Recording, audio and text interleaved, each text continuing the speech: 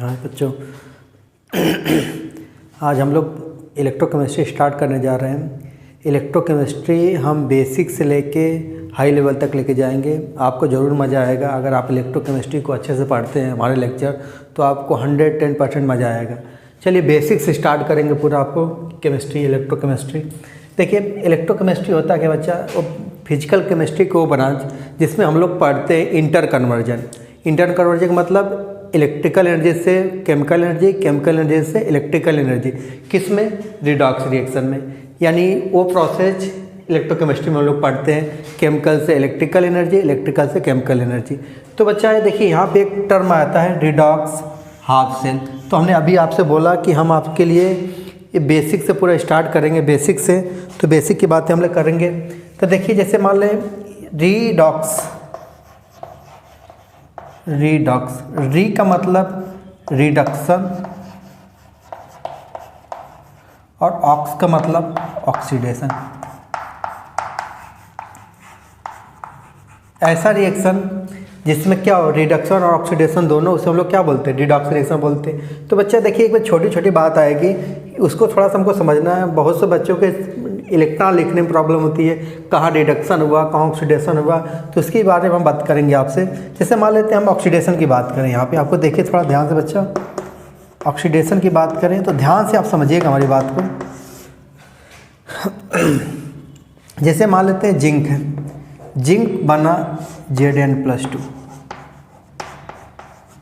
ये तो आप देखिए, अगर जिंक है, अकेला है जिंक, एक एटम एलिमेंट है जो अकेला है, तो अगर अकेला है तो रिएक्शन में इस पर चार्ज क्या होगा? 0 होगा। तो इसका ऑक्सीडेशन नंबर 0 होगा। देखिए जब भी ऑक्सीडेशन नंबर बढ़ेगा, जैसे 0 से किस में जा रहा है? +2, मतलब 0 यहाँ था, यहाँ कितना? +2। ऑक्सीडेशन नंबर बढ़ रहा है, मतलब ये पॉजिटिव में वैल्यू बढ़ रही है, 0 से +2, +3, +4। यानी अब यहाँ पे देखिए -2 से 0, -2 से -1। जैसे देखिए बढ़ेगा चीज़, -2 0, -2 और 0 में कौन बढ़ा है? 0 बढ़ा है। -2 और -1 में कौन बढ़ा है? -1। जब भी वैल्यू बढ़ेगी तो क्या होगा? ऑक्सीडेशन होगा। क्या होगा? ऑक्सीडेशन। अब इलेक्ट्रॉन की बात आए तो इलेक्ट्रॉन देखिए जितने अंतर आए, जैसे यहाँ 0, यहाँ 2, तो अंतर 2 का आया, +2 का, यानी 2 का आया, 0 से +2, अंतर कितना? 2 का। तो याद रखिएगा बच्चा, जो अंतर आएगा, जो भी अंतर आएगा पॉजिटिव के साइड रखना है। जिधर पॉजिटिव, अभी एक एग्जांपल और समझाएंगे आपको, तो पॉजिटिव के साइड रखना है। जैसे देखिए 0 से कितना?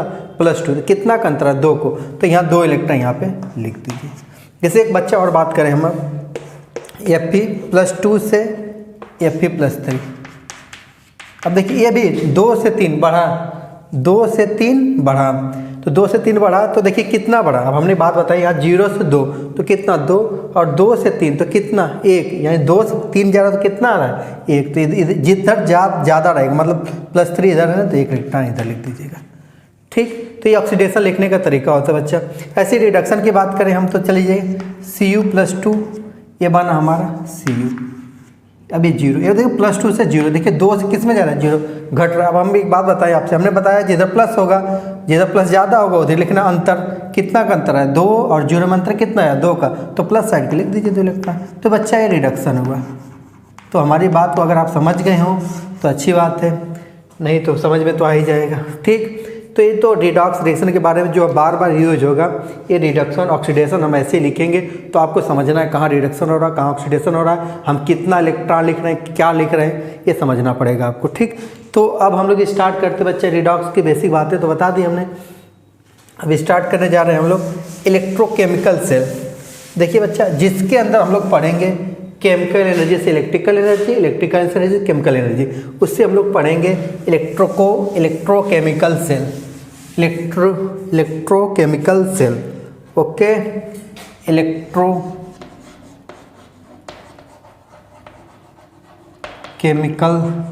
सेल 2 टाइप का होता है बच्चा। एक होता है गैल्वेनिक सेल, इसको वोल्टेइक सेल बोलते हैं। एक होता है हमारा इलेक्ट्रोलिटिक सेल, इलेक्ट्रोलिटिक सेल।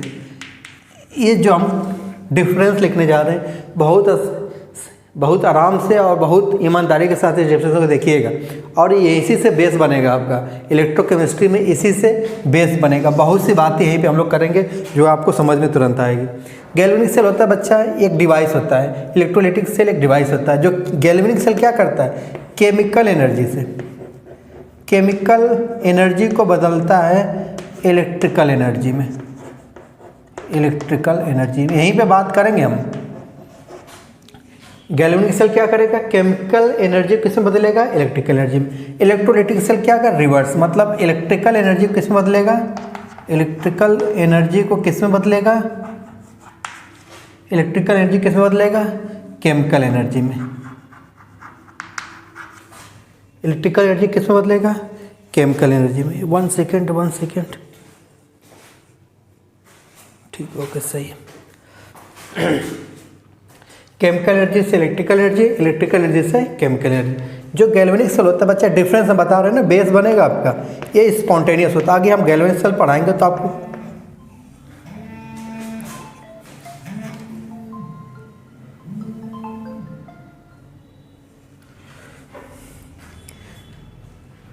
जब हम आपको गैल्वेनिक सेल पढ़ाएंगे तो बताएंगे वहाँ पे ये स्पॉन्टेनियस होता है। कैसा होता है, स्पॉन्टेनियस। ये रिएक्शन होती है स्पॉन्टेनियस। स्पॉन्टेनियस का मतलब जो अपने आप बिना हमको मेहनत किए अपने आप हो, ये होगा नॉन स्पॉन्टेनियस। बच्चा हमने बताया ये स्पॉन्टेनियस होगा, ये नॉन स्पॉन्टेनियस। स्पॉन्टेनियस के लिए आपको बच्चा पता होगा डेल्टा जी की वैल्यू क्या होती है, नेगेटिव, और नॉन स्पॉन्टेनियस के लिए क्या होता है, डेल्टा के जी की वैल्यू क्या होता है, पॉजिटिव। ठीक। अब ये देखिए एक मेन काम यहाँ पर हम करने जा रहे हैं जो सबसे इम्पोर्टेंट है, ये वाली पॉइंट। बच्चा गैल्वेनिक सेल में एनोड का साइन होगा नेगेटिव। ये कैसे होगा, गैल्वेनिक सेल पढ़ाएंगे तो बताएंगे। एनोड होगा साइन नेगेटिव और कैथोड का साइन होगा पॉजिटिव। चाहे एनोड यहाँ हो, चाहे कैथोड वहाँ हो, चाहे एनोड वहाँ हो, चाहे कैथोड वहाँ, एनोड जहाँ भी होगा वहाँ होगा ऑक्सीडेशन। यही सबसे ज़्यादा इम्पोर्टेंट वाली बात है, ऑक्सीडेशन। और कैथोड कहीं भी हो वो क्या होगा, वहाँ रिडक्शन।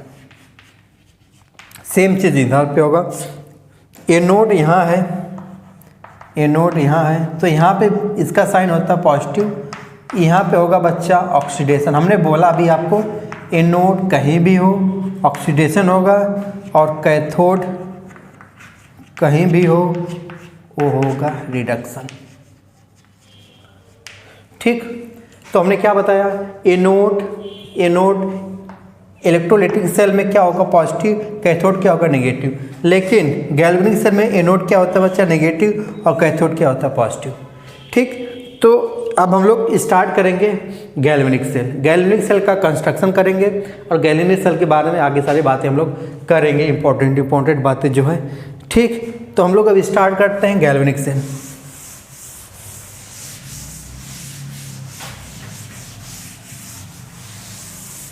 गैल्वेनिक सेल बच्चा ऐसा डिवाइस होता है, बता रहे हैं आपको कैसा होता है, पहले लिख ले गैल्वेनिक सेल।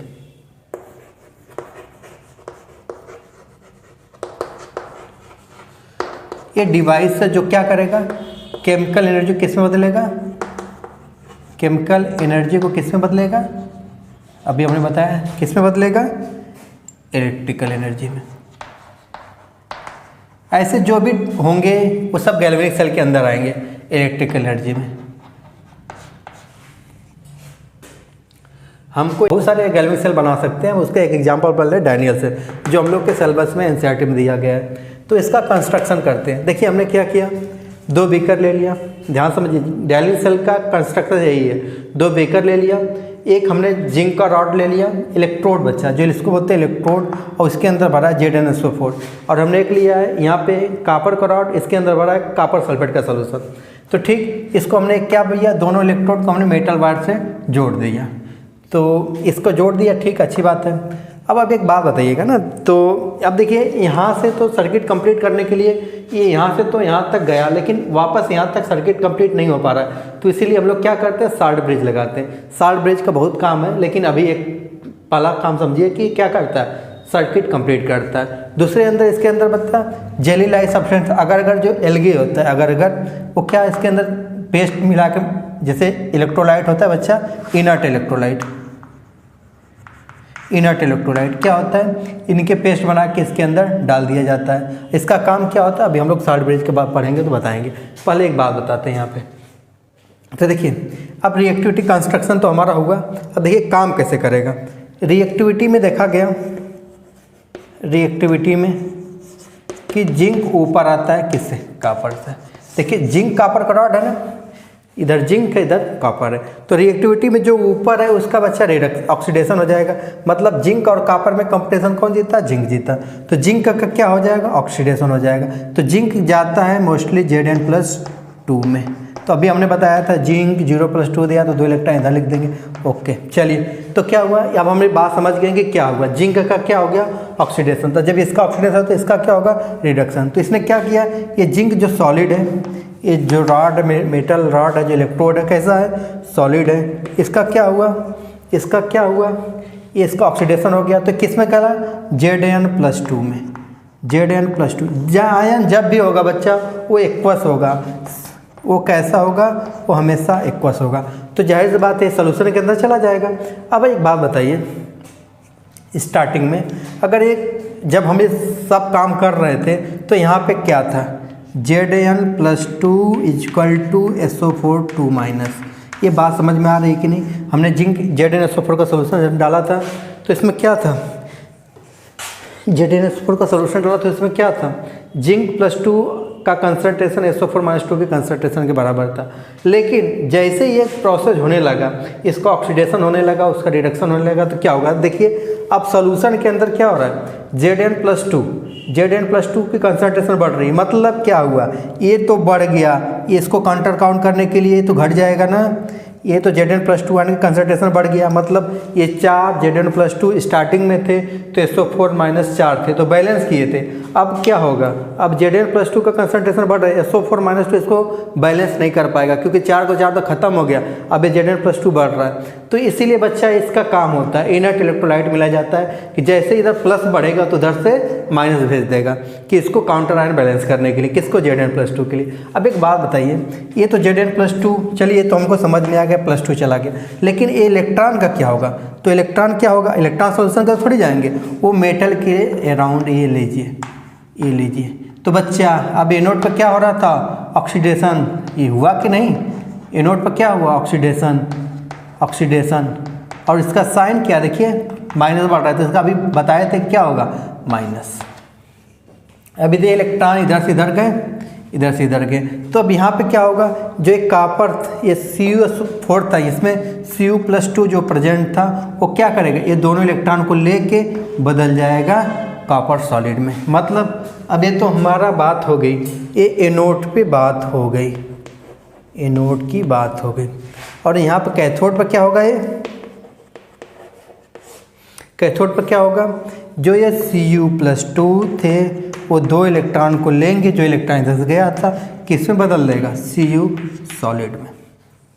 इतनी बात तो हमको समझ में आई कि ये धीरे धीरे पतली होती जाएगी, धीरे धीरे वो मोटी चली। अब बताइए स्टार्टिंग में Cu+2 और SO4- बराबर रहेंगे, लेकिन अब Cu+2 2 इलेक्ट्रॉन को लेकर किस में चला जा रहा है, मतलब क्या हुआ है, Cu+2 को आयन कंसंट्रेशन घट रहा है।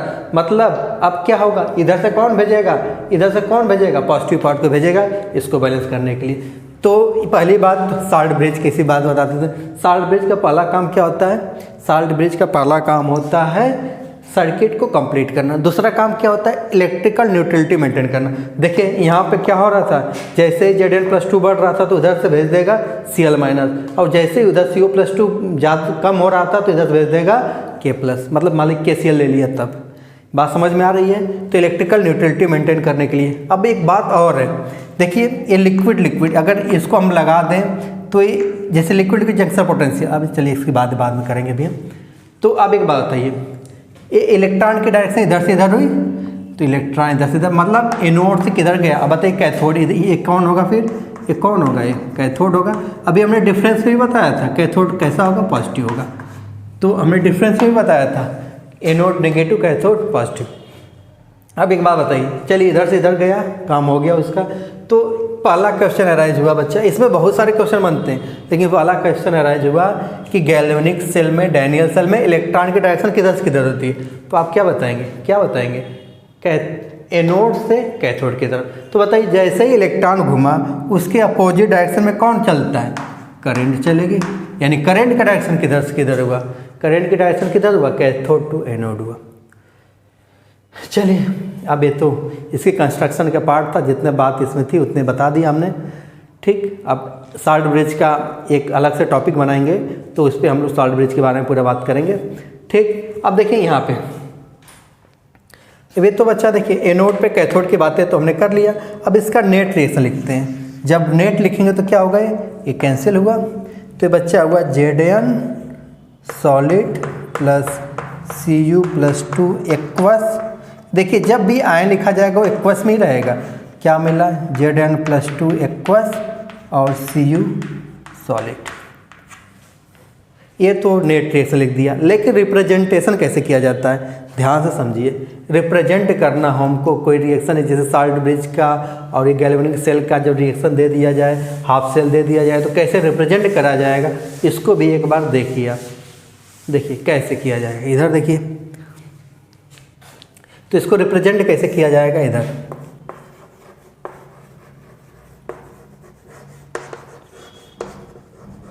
देखिए दोनों तरीके से आपको लिखना आना चाहिए।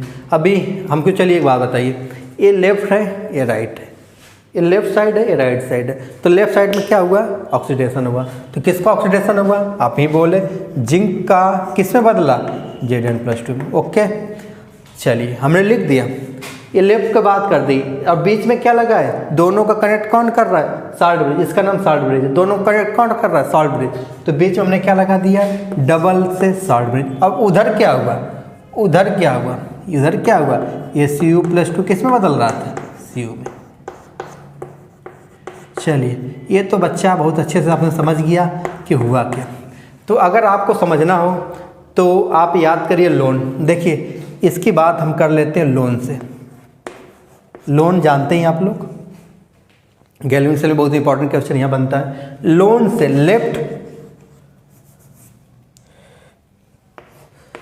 Left oxidation, anode negative. लीजिए लेफ्ट साइड में क्या हुआ, ऑक्सीडेशन हुआ एनोड पे, और उसका साइन कैसा था, नेगेटिव। ऐसे ही RrCp हो जाएगा बच्चा। इसका उल्टा कर लेंगे तो राइट में रिडक्शन, कैथोड पॉजिटिव। लीजिए तो अब अगर हमको इसको जैसे जैसे रिएक्शन दे दिया गया, तो आपको इसमें रिएक्टेंट प्रोडक्ट समझ में आना चाहिए। तो आप इस साल्ट ब्रिज को थोड़ा सा एक सेकंड के लिए थोड़ा सा बीच में रखिए ध्यान में, और जो इधर लेफ्ट साइड है इसको लेफ्ट साइड है। साल्ट ब्रिज के दोनों साइड देखिए जो इसका लेफ्ट साइड है, इसका और इसका, ये दोनों बच्चे रिएक्टेंट साइड में होंगे और दोनों ऐसा प्रोडक्ट साइड में होंगे। मतलब हमको लिखना हो तो क्या लिखेंगे, Zn, इन दोनों का लेफ्ट साइड पकड़िए, Cu+2 अभी तो लिखा था हमने, और क्या मिला, फिर इसको प्रोडक्ट में Zn+2 और ये Cu। तो बच्चा ये भी बात आपको थोड़ा सा समझ में आना चाहिए कि क्या हो रहा है। ठीक,